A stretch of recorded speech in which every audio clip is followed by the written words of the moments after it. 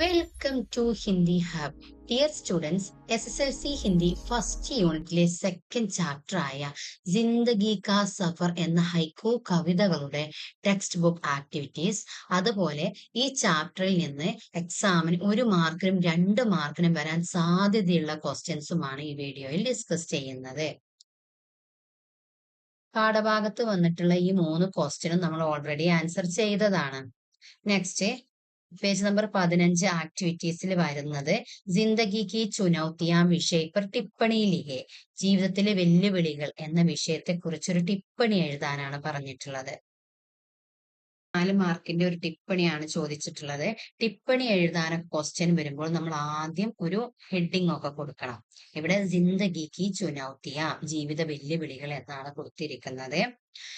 जिंदगी में हर व्यक्ति को किसी न किसी कठिनाई का सामना करना पड़ता है.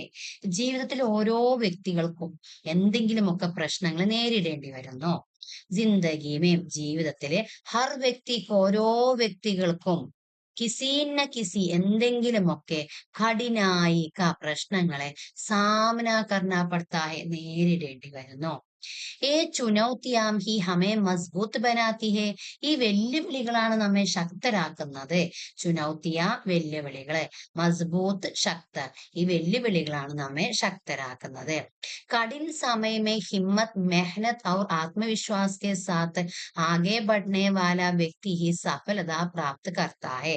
കഠിനമായ സമയങ്ങളിലും ധൈര്യത്തോടുകൂടിയും പരിശ്രമത്തോടുകൂടിയും ആത്മവിശ്വാസത്തോടുകൂടി മുന്നേറുന്ന വ്യക്തികൾക്കാണ് വിജയം കൈവരിക്കാൻ പറ്റുന്നത്.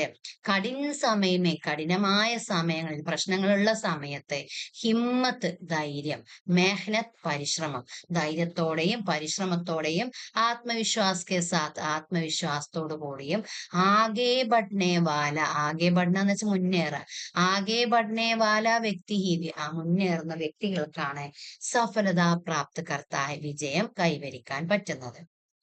ഹമേ മുഷ്കിലോം സെ ഡർന നഹീം ചാഹിയെ, നമ്മൾ ബുദ്ധിമുട്ടുകളെ പേടിക്കേണ്ട ആവശ്യമില്ല. മുഷ്കിൽ, ബുദ്ധിമുട്ട്, കഷ്ടപ്പാട്, അവയെ നഹീം ഡർന ചാഹിയെ, പേടിക്കാതിരിക്കണം. ബൽക്കി ഉൻക സാഹസ് സെ സാമന കർണ ചാഹിയെ, മറിച്ച് നമ്മൾ എന്താണ് വേണ്ടത്, അതിന് ധൈര്യത്തോടുകൂടി മുന്നേറണം. സാഹസ്, ധൈര്യത്തോടുകൂടി, സാമന കർണ ചാഹിയെ, നേരിടണം. സകാരാത്മക സോച്ച് और निरंतर प्रयास से हम जीवन की हर चुनौती को पार कर सकते हैं. സകാരാത്മക സോച്ച്, പോസിറ്റീവ് ചിന്തകളും, നിരന്തര പ്രയാസ്, നിരന്തരമായ ഹാർഡ് വർക്കും കൊണ്ട്, നമുക്ക് ജീവൻ കി ഹർ ചുനൗത്തിക്കോ, ജീവിതത്തിലെ എല്ലാ വെല്ലുവിളികളെയും, പാർ കർ സക്തേ ഹെ, മറികടക്കാൻ കഴിയുന്നു. പോസിറ്റീവ് ചിന്തകളും നിരന്തര പരിശ്രമവും കൊണ്ട് നമുക്ക് ജീവിതത്തിലെ എല്ലാ വെല്ലുവിളികളെയും മറികടക്കാൻ കഴിയുന്നു. ജീവൻ മേം ആനെ വാലി സമസ്യായെ ഹമേ നയി സീക്ക് ദേത്തി ഹെ, ജീവിതത്തിൽ വരുന്ന പ്രശ്നങ്ങൾ നമുക്ക് പുതിയ പാഠം തരുന്നു. സമസ്യായെ, പ്രശ്നങ്ങള്, ഹമേ നമുക്ക് നയി സീക്ക് ദേത്തി ഹെ, പുതിയ പാഠം തരുന്നു. ധൈര്യ और പരിശ്രम से हर कठिनाई को दूर किया जा सकता है. ധൈര്യ और പരിശ്രം സെ, ധൈര്യവും പരിശ്രമവും കൊണ്ട്, ഹർ കഠിനായിക്കോ, എല്ലാ പ്രശ്നങ്ങളെയും, ദൂർ കിയാ ജാ സക്ത ഹെ, ദൂരീകരിക്കാൻ കഴിയുന്നു, ഇല്ലാണ്ടാക്കാൻ കഴിയുന്നു. ധൈര്യവും പരിശ്രമവും കൊണ്ട് എല്ലാ പ്രശ്നങ്ങളെയും ദൂരീകരിക്കാൻ സാധിക്കുന്നു. ഇസ്ലിയെ ഹമേം ഹമേഷ ആത്മവിശ്വാസ് കെ സാത്ത് ആകെ ബഡ്ന ചാഹിയെ, അതുകൊണ്ട് നമ്മൾ എപ്പോഴും ആത്മവിശ്വാസത്തോടു കൂടി മുന്നേറണം. ഹമേഷ, എപ്പോഴും, ആത്മവിശ്വാസ് കെ സാത്ത്, ആത്മവിശ്വാസത്തോടു കൂടി, ആകെ ബഡ്ന ചാഹിയെ, മുന്നേറണം. ഇത്രയാണ് ഇവിടെ കൊടുത്തിരിക്കുന്നത്. 3 മാർക്കിന്റെ ക്വസ്റ്റ്യൻ ആണെങ്കിൽ ഇത്രത്തോളം എഴുതേണ്ട ആവശ്യമില്ല. ചിലപ്പോൾ ഇത് 4 മാർക്കിനായിട്ടും വരാം. നിങ്ങൾക്ക് നിങ്ങളുടേതായ ഭാവനയിലും എഴുതാവുന്നതാണ്. നെക്സ്റ്റ്, ഈ ചാപ്റ്ററിൽ നിന്ന് എക്സാമിന് 1 മാർക്കിനും 2 മാർക്കിനും വരാൻ സാധ്യതയുള്ള ചില ക്വസ്റ്റ്യൻസ് കൂടി നോക്കാം. ആദ്യം നമുക്ക് ഡോക്ടർ സുരംഗമ യാദവിന്റെ ഹൈക്കുവിലെ ക്വസ്റ്റ്യൻസ് നോക്കാം. फर्स्ट क्वेश्चन, इस हाइकू में साहब शब्द से किस वर्ग का संकेत मिलता है?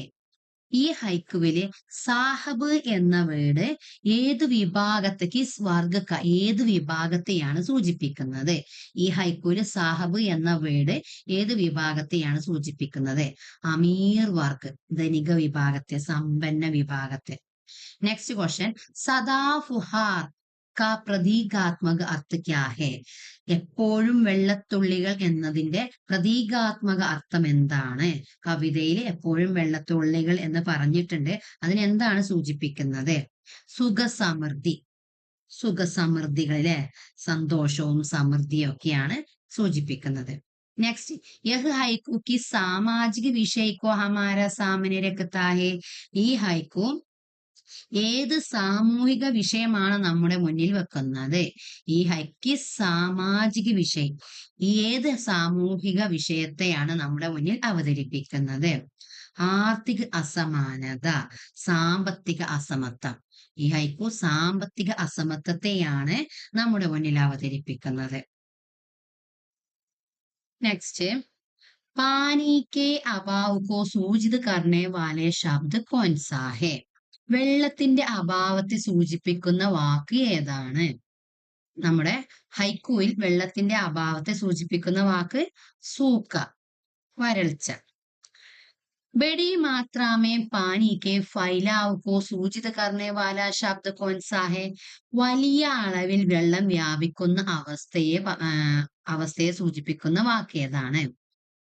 ബാഡ്, പ്രളയം. ഫുഹാർ, ഇസ്കാ അർത്ഥ ക്യാ ഹെ? ഫുഹാർ എന്നതിന്റെ അർത്ഥം എന്താണ്? ചോട്ടി ബൂന്ദേ, ചെറിയ വെള്ളത്തുള്ളികൾ. സൂക്ക പഡ്നെ പർ കിസ്കി ജിന്ദഗി മുഷ്കിൽ മേ പഡ് ജാത്തി ഹെ? വരൾച്ച വന്നാൽ ആരുടെ ജീവിതമാണ് ബുദ്ധിമുട്ടിലാകുന്നത്? മുഷ്കിൽ, ബുദ്ധിമുട്ട്.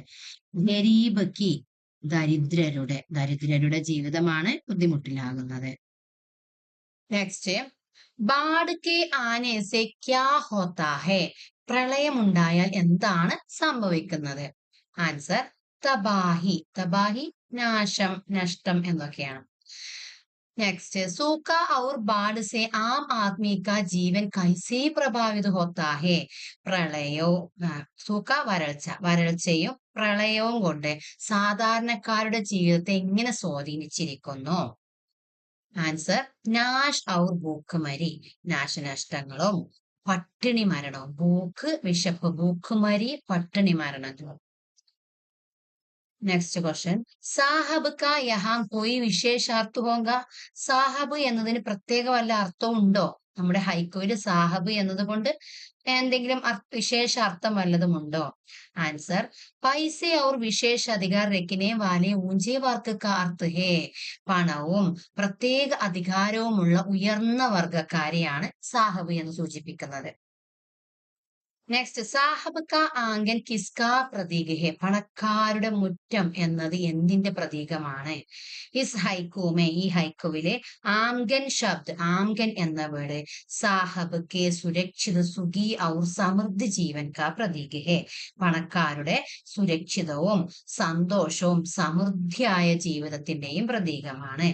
ആംഗൻ എന്നതുകൊണ്ട് ഈ ഹൈക്കുവിൽ ഉദ്ദേശിക്കുന്നത് പണക്കാരുടെ സുരക്ഷിതവും സന്തോഷവും സമൃദ്ധമായ ജീവിതത്തെയാണ്. നെക്സ്റ്റ്, സദാ ഫുഹാർ സെ ആപ് ക്യാ സമജ്ത്തെ ഹെ? സദാ ഫുഹാർ എന്നത് കൊണ്ട് നിങ്ങൾ എന്താണ് മനസ്സിലാക്കിയത്? ഫുഹാർ ശബ്ദ കാ താത്പര്യ എഹ് ഹെ? ഫുഹാർ എന്നതിന്റെ അർത്ഥം ഇതാണ്, ഉദ്ദേശം ഇതാണ്, കി ചോട്ടി ചോട്ടി ബൂന്ദോം കി ബാരിഷ്, അതായത് ചെറിയ ചെറിയ തുള്ളി മഴകൾ. അർത്ഥാർത്ഥ്, അങ്ങനെ പറഞ്ഞതിന്റെ അർത്ഥം ഹമേഷ രഹിനെ വാലി സുഖ ശീതളത ഒരു ഐശ്വര്യം, എന്നും നിലനിൽക്കുന്ന സുഖവും തണുപ്പും ഐശ്വര്യവും. ഹമേഷ രഹിനെ വാലി, എന്നും നിലനിൽക്കുന്ന, അതായത് ശാശ്വതമായ സുഖം, തണുപ്പ്, ഐശ്വര്യം എന്നൊക്കെയാണ്. നെക്സ്റ്റ്, വിരോധാഭാസ് की सूचना देने वाले दो शब्द कौन कौन से है?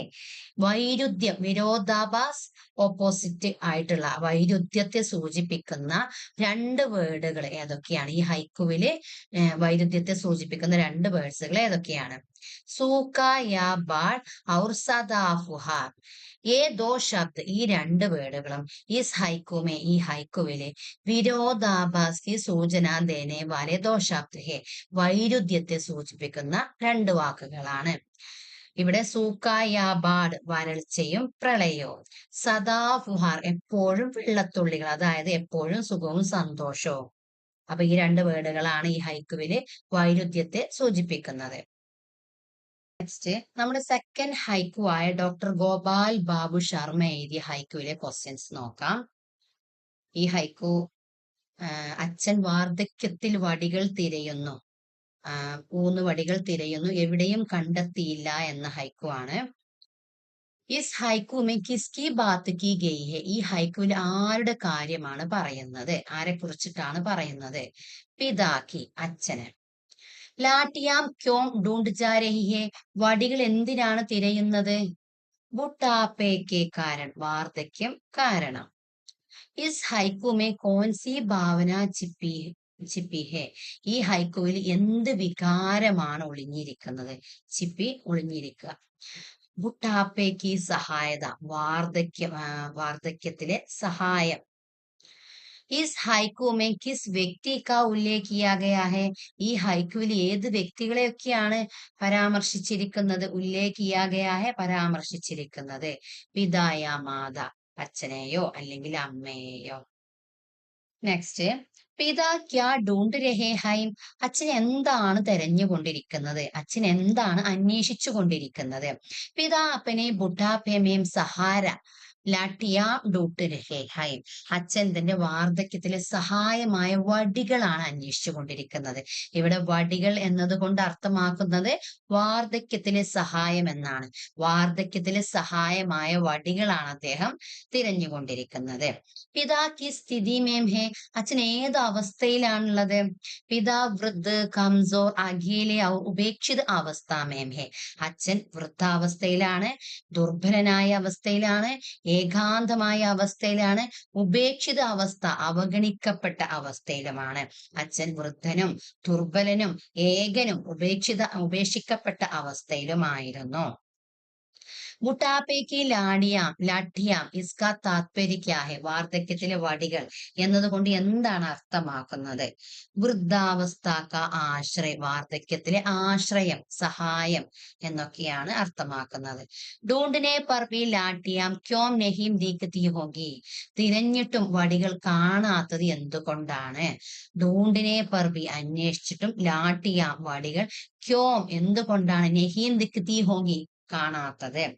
ബുട്ടാപ്പേക്ക ജീവൻ മേം, വാർദ്ധക്യത്തിലെ ജീവിതത്തിൽ, ജബ് മാനസിക ശാരീരിക और പാരിവാരിക സഹാര നത്തോ ലാട്ടി കഭി നഹി മിൽത്തി, വാർദ്ധക്യ ജീവിതത്തില് മാനസികവും ശാരീരികവും കുടുംബപരവുമായ സഹായമില്ലെങ്കിൽ വടി എവിടെയും കണ്ടെത്താനാവില്ല. ഇവിടെ വടി എന്നതുകൊണ്ട് ഉദ്ദേശിക്കുന്നത് വാർദ്ധക്യത്തിലെ സഹായമാണ്. സഹാര മീൻസ് സഹായം. വാർദ്ധക്യ ജീവിതത്തില് മാനസികവും ശാരീരികവും കുടുംബപരവുമായ സഹായമില്ലെങ്കിൽ അദ്ദേഹത്തിന് വടി എവിടെയും കണ്ടെത്താനാവില്ല. കമല നികുർബ എഴുതിയ തേർഡ് ഹൈക്കുവിലെ ക്വസ്റ്റ്യൻ നോക്കാം. മഞ്ഞു മൂടിയ നഗരങ്ങളിൽ സ്നേഹത്തിന്റെ ചൂട് അന്വേഷിച്ചു കൊണ്ടിരിക്കുന്നു എന്നതാണ് ഹൈക്കു. ക്വസ്റ്റ്യൻ നോക്കാം. സ്നേഹ കി ആംജ് കിസ് ഭാവനാക്കോ ദർശാത്തി ഹെ, സ്നേഹത്തിന്റെ ചൂട് എന്നത് ഏത് വികാരത്തെയാണ് ഇവിടെ സൂചിപ്പിക്കുന്നത്? സ്നേഹം. നഗരി കൈസി ഹെ, നഗരം എങ്ങനെയുള്ള നഗരമാണ് നമ്മുടെ ഹൈക്കുവിൽ പറഞ്ഞിട്ടുള്ളത്? ബർഫീലി നഗരി, മഞ്ഞു മൂടിയ നഗരം.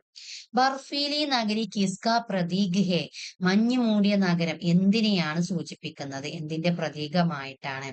സംവേദനഹീനത, ക്ഷമത ഇല്ലാത്തത്, വികാരശൂന്യമായത് എന്നാണ് അർത്ഥം.